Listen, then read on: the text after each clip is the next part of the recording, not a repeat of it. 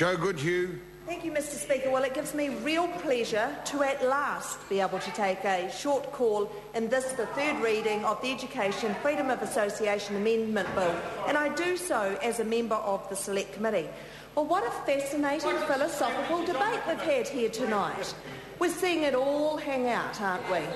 But over here, we're talking about freedom of association, not compulsion, and that certainly has come through all of our speeches tonight. Tonight I want to pay tribute to one of the many people who have really supported this bill. And that's one Holly Ford, an ardent supporter of the bill, who is not only celebrating the bill's progress tonight, but also her birthday. So, Holly, you're in the right place, celebrating the progress of this bill tonight. Good on you.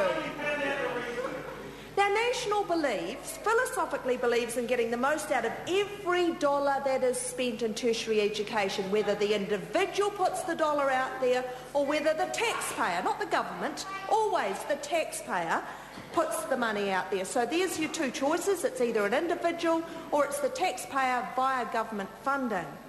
So getting the best value for money is also about accountability. So when this bill was pulled from the ballot, I took it upon myself, with the assistance of my then intern at the time, Siona Choi, to actually look into how, in the financial accounts of each of the student unions, they were actually spending their money.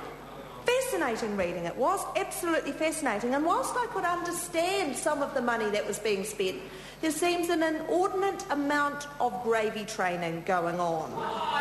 So there was a lot of nice-to-haves, as we would put it, but there was also some stuff that clearly was a bit suspect. And of course, we have heard repeatedly over the years about the misuse of student association funding. It's actually legend. Now, it's not every student association, and I'm sure that the individual student associations are not proud of that misuse of their funding. But in fact, the accountability was not there. And on the part of those who belong to those student associations, it certainly was never acceptable. But it was compulsory that they must belong to the student association. Very, very, very difficult for them to opt out. And we've heard repeated examples of that. So being compulsory, they felt that they were actually supporting the rorts. Unwillingly, but supporting the rorts. Ultimately, this bill is all about choice. And of course, National's philosophy is to encourage choice and personal responsibility. So when a young person decides they need exercise, they will make some choices. They'll either go for a run, climb on a bike, or they may decide to join a gym. But if they need exercise, will someone say, you must join a gym? Of course they won't. So when they head to university, actually they're brighter than Labour think they are. And we know that from the number of them that actually voted National. When they head to university, they will make a choice. They will look at what is on offer from the Student Association, and a number of them that I've actually spoken to will tell you that they will join. However, they will want value for money and they want accountability. They'll want to know they're spending their money wisely. And they will vote with their feet if they think it's not happening. This bill allows that to happen.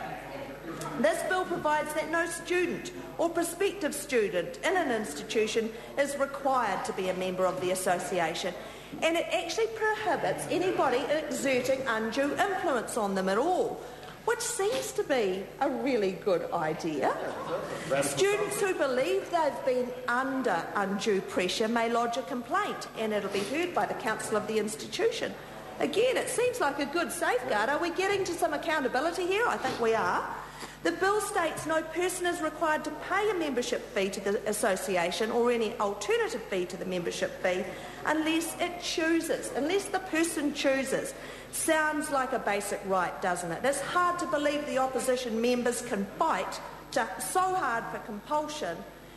But when we see the best in New Zealand, and we've certainly seen it this year, when we see the best come out in the students and other New Zealanders, we see it come out in volunteerism. And I want to say now to the student volunteer army, It is so good that you had volunteer in your title, because that's what it's all about. You volunteered to actually put yourselves out, to spend your own time, energy and probably your money on achieving something really good. And that's what it should be about, volunteering. This bill will not destroy good student associations. They'll still be able to offer the services they currently do, including advocacy and lobbying. But they will attract their members on merit. What can be wrong with that? Freedom of association and personal choice is about something all New Zealanders should enjoy. And I'm proud to say that from tonight, students up and down this country will know that a choice to join a student association is coming their way. I commend this bill to the House. Jacinda Ardern. Mr.